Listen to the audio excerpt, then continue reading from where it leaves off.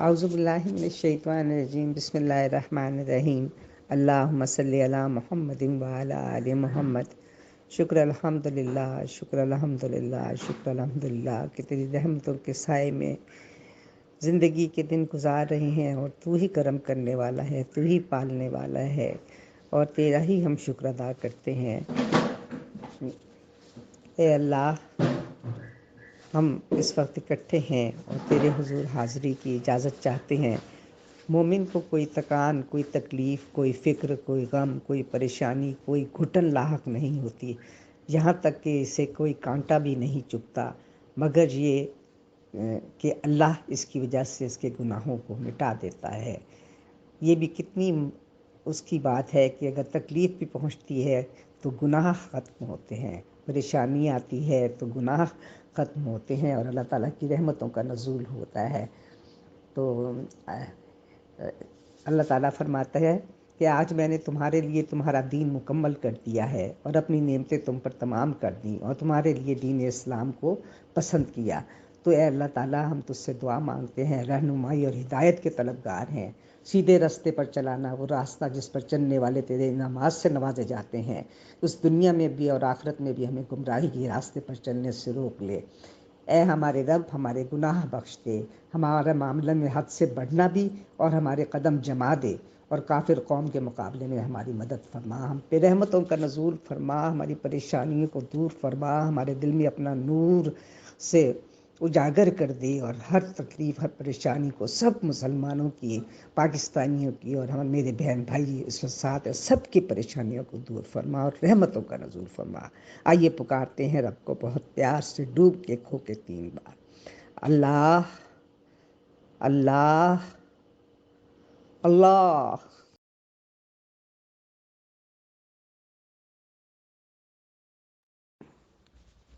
اعوذ باللہ من الشیطان الرجیم، بسم اللہ الرحمن الرحیم۔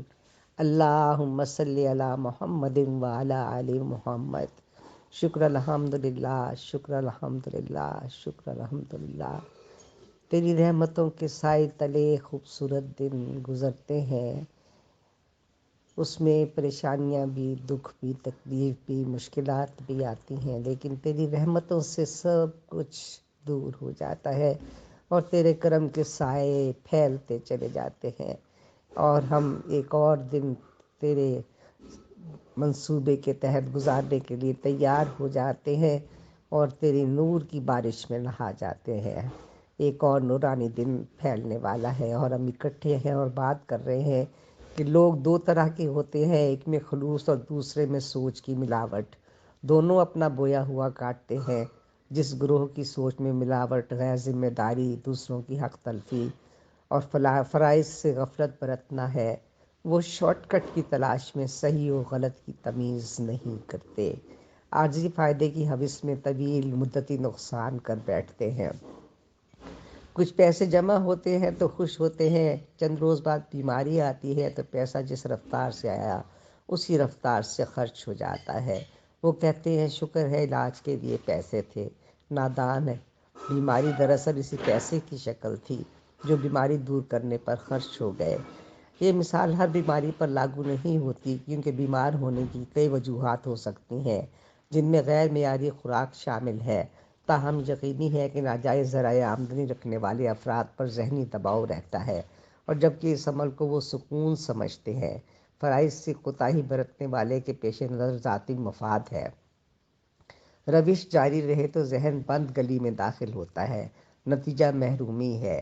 دوسرا گروہ ایمانداری سے کام کر کے بچوں کو رزق حلال کھلاتا ہے۔ ایمان مشاہدے سے مشروط ہے، لہذا ایمانداری یقین حاصل ہوتا ہے کہ اللہ ہمیں دیکھ رہا ہے۔ ایمان کی تاثیر رزق میں شامل ہو کر جن لوگوں تک پہنچتی ہے، ان میں مثبت طرز عمل راسخ ہوتی ہے۔ ذہن نیت پہ کھوٹ اور عمل ملاوٹ تسلیم نہیں کرتا، اور اسی کی سوچ مثبت ہوتی ہے جس کا ذہن مثبت سوچ رکھتا ہے، اور اسے بھی بیماری بھی بہت کم آتی ہے، اور جو وہ آتی ہے تو وہ اللہ کی رحمت سے دور ہو جاتی ہے۔ اور درود شریف ایک ایسا عمل ہے، ایسی عبادت ہے جس سے ہر قسم کے پریشانی انسان کی دور ہو جاتی ہے۔ درود شریف میں منہ سے بیک وقت اللہ اور اس کے حبیب کا نام ادا ہوتا ہے۔ اللہ اور اس کا رسول دونوں جس عبادت میں جمع ہو جائے، اس عبادت کا کیا کہنا۔ اللہ بھی راضی، رسول بھی راضی۔ یا اللہ، ہم تجھ سے مثبت سوچ مانگتے ہیں، ہدایت کا رستہ مانگتے ہیں، تیری کریمی کا واسطہ مانگتے ہیں، درود شریف پڑھنے کی توفیق مانگتے ہیں، اور یہ سال امت مسلمہ کے لیے، ہمارے پاکستان کے لیے، ہمارے بچوں کے لیے، سب کے لیے صحت، خیر، امن اور بھلائی کا سال بنا دے۔ اللہ پاک سب پہ کرم کر دے، سب پہ کرم کر دے، سب پہ کرم کر دے۔ اے ہمارے رب، تو بابرکت و بلند ہے، تو ہماری دعائیں قبول فرما لے اور ہمیں ہدایت کے راستے پہ چلا دے، ایمان کے راستے پہ چلا دے، مثبت سوچ عطا فرما دے۔ آمین یا رب العالمین۔ تو آئیے پکارتے ہیں رب کو ڈوب کے کھو کے 3 بار۔ اللہ، اللہ، اللہ۔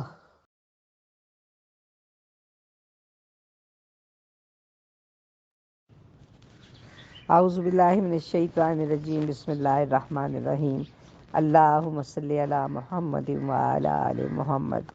شکر الحمدللہ، شکر الحمدللہ، شکر الحمدللہ۔ ہم ایک سورج کے روشنی کی ڈھل جانے کے بعد، چاند نکل آنے کے بعد اگلے دن کی روشنی کے منتظر ہیں، نور کے منتظر ہیں، کرم کے منتظر ہیں۔ اللہ تعالیٰ وہ دن، آنے والا دن خیریت سے طلوع کرے اور خیریت سے ختم کرے، اور ہمیں اپنی پناہ میں رکھے۔ ہم اکٹھے ہوئے ہیں حضور، رب کے حضور حاضری دینے کے لیے۔ کل بھی ہم نے عورت کے بارے میں بات کی تھی۔ عورت اگر بیوی کے روپ میں تھی تو نبی صلی اللہ علیہ وسلم نے فرمایا، خدیجہ اگر تم میری جلد بھی مانگتی تو میں اتار کر دے دیتا۔ جب یہی عورت بیٹی کے روپ میں تھی تو نبی صلی اللہ علیہ وسلم نے نہ صرف کھڑے ہو کر اس کا استقبال کیا، بلکہ فرمایا میری بیٹی فاطمہ میرے جگر کا ٹکڑا ہے۔ اور جب یہ عورت بہن کے روپ میں تھی، نبی صلی اللہ علیہ وسلم نے فرمایا کہ بہن تم نے خود آنے کی زحمت کیوں کی، تم پیغام بھجوا دیتی، میں سارے قیدی چھوڑ دیتا۔ اور جب یہ عورت ماں کے روپ میں آئی تو قدموں میں جنت ڈال دی گئی، اور حسرت بھری صدا بھی تاریخ نے محفوظ کی۔ فرمایا گیا، اے صحابہ کرام، کاش میری ماں زندہ ہوتی تو میں نماز عشاء پڑھ رہا ہوتا۔ میری ماں ابھی محمد پکارتی، میں نماز توڑ کر اپنی ماں کی بات سنتا۔ عورت کی تکلیف کا اتنا احساس فرمایا گیا ہے کہ دوران جماعت بچوں کے رونے کی آواز سنتے ہی قرأت مختصر کر دی۔ اے امت محمدیہ کی بیٹیوں، نصیب والے ہو کہ تم امت محمدیہ میں سے ہو اور عظمت والی ہو، اور اللہ تعالیٰ کو عورت کا یہ روپ بہت پسند ہے۔ ایک اچھی عورت جو ہے وہ ایک اچھی بیوی ہوتی ہے، ایک اچھی بیٹی ہوتی ہے، ایک اچھی بہن ہوتی ہے، ایک اچھی ماں ہوتی ہے۔ تو کاش اور اللہ تعالیٰ ہمیں بھی ایسی ہی عورتوں میں شامل کر لے۔ اور حضرت ابو قتادہ بیان کرتے ہیں کہ میں نے رسول اللہ صلی اللہ علیہ وسلم کو فرماتے ہوئے سنا کہ جو شخص کسی تنگ دست کو مہلت دے یا قرض معاف کر دے تو اللہ اسے روز قیامت تکلیفوں سے نجات دے گا۔ کتنی بڑی بات ہے، ہر چیز کے بارے میں بتائی کہ کسی نے قرض لیا ہے تو اس کو مہلت دے دیں، اور اگر ہو سکے تو معاف کر دیں، اور یہ سب سے اچھی صورت ہے۔ تو کوشش کرنا چاہیے کہ قرض حسنہ دیں، اور قرض حسنہ دینے کے بعد اگر ہم ضرورت محسوس کریں کہ وہ قرض ادا نہیں کر سکتا، کسی کو قرض حسنہ نہ دیں، ویسے قرض دیں تو اس کو کچھ وقت دیں یا معاف کر دیں۔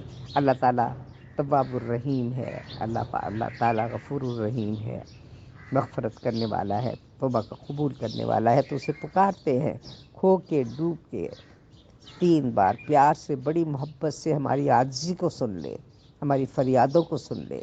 اللہ پاک جو کچھ مانگ رہا ہے اس کو وہ سب کچھ عطا کر دے جو وہ مانگ رہا ہے۔ آئیے پکارتے ہیں اسے۔ اللہ، اللہ، اللہ۔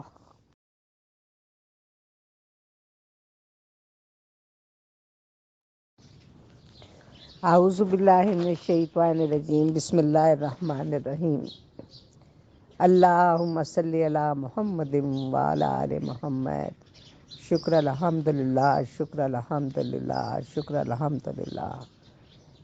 ایک نورانی دن تیری رحمتوں سے بھرپور رب العالمین خیر سے گزرا، تیری رحمتیں برسیں، سب پریشانیاں مشکلیں حل ہوتی چلی گئیں سب لوگوں کی۔ جس نے تجھ سے خواہش کی کہ مجھے اس مشکل سے نکال، جس نے تجھے پکارا تو نے اس کو جواب دیا۔ یقیناً تو مجیب الدعوات ہے اور سمیع الدعا ہے، دعاؤں کا سننے والا ہے۔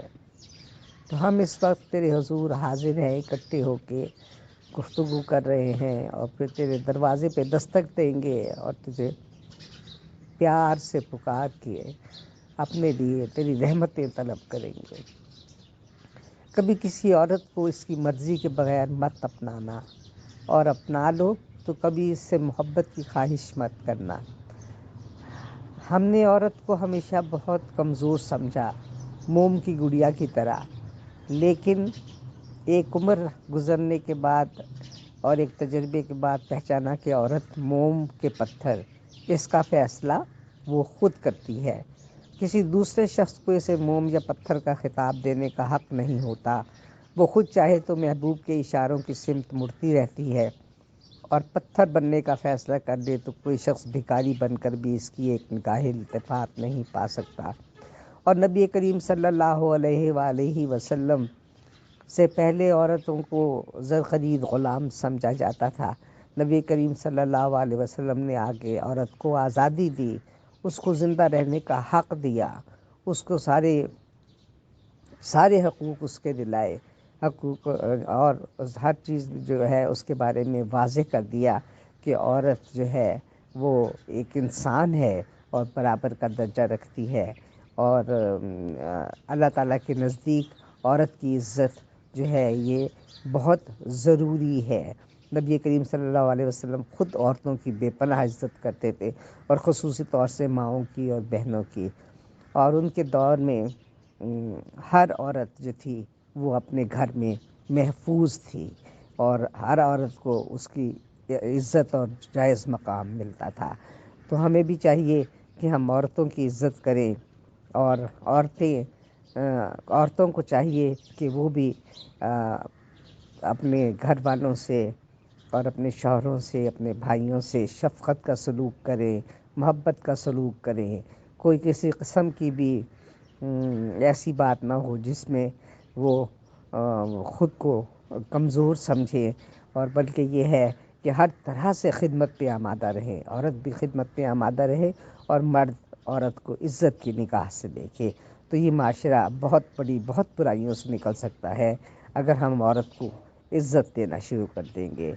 اور اللہ جو چاہے مٹا دے، جو چاہے ثابت رکھے، لوح محفوظ اسی کے پاس ہے، اور اس نے ہماری قسمتوں کے فیصلے اس لوح محفوظ میں لکھ دیے ہیں کہ ہمیں کیا کرنا ہے، ہم کیا کر رہے ہیں، کیا کریں گے، ہمارے ساتھ کیا ہوگا، یہ سب کچھ لکھا ہے۔ تو اس کے اختیار میں سب کچھ ہے، تو ہم کیوں نہ اپنا آپ اس کے سپرد کر دیں، اور اس کے سپرد کر کے اسی کی مدد طلب کریں، اور اسی کے بتائے ہوئے رستے پہ چلیں۔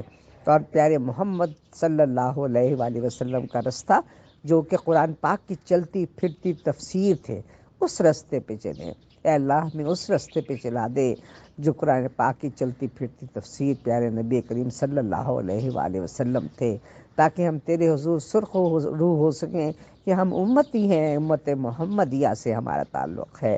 اللہ تعالی ہم پہ اپنا کرم فرما، فضل فرما، رحمت فرما۔ آئیے پکارتے ہیں بہت ڈوب کے، کھو کے، پیاس سے 3 باروں سے، اللہ اللہ اللہ۔